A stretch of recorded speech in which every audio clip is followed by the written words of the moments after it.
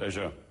So can we agree that the United States and Pakistan have a common interest in rooting out the presence of al-Qaeda that is hiding within Pakistan? Absolutely. I think both countries have a common interest there. So then the question inevitably arises, how do we accomplish that objective? Clearly, at this moment, the relationship between Pakistan and the United States is spiraling down over the issue of the use of drones. What would your strategy be to root out the presence of al-Qaeda within Pakistan? Well, what I would do is isolate al-Qaeda. And I would isolate al-Qaeda by winning over the tribal people over to my side. Now, you must understand that there are 1 million armed men in the tribal areas of Pakistan. It is the most unique area in the world where every man is armed and can use weapons. And it has a history of resisting whether it was British or Russians or Mughals before that. So what is happening right now is that this current strategy is pushing these people towards al-Qaeda.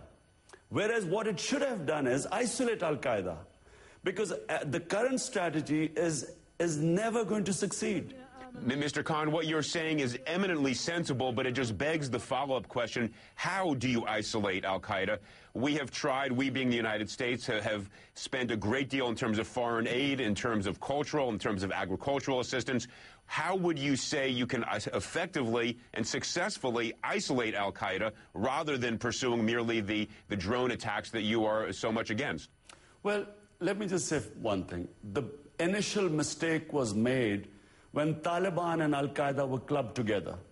Now, Taliban were fundamentalists, but they were not terrorists. And the Taliban never had the capability of hitting Western targets because they just don't have the education, they don't understand the Western societies to actually operate there. I think that was the first mistake. But second mistake was that they should have just then, once the Taliban were dislodged, there should have been development work done, good governance given. People should have had a stake in the new regime.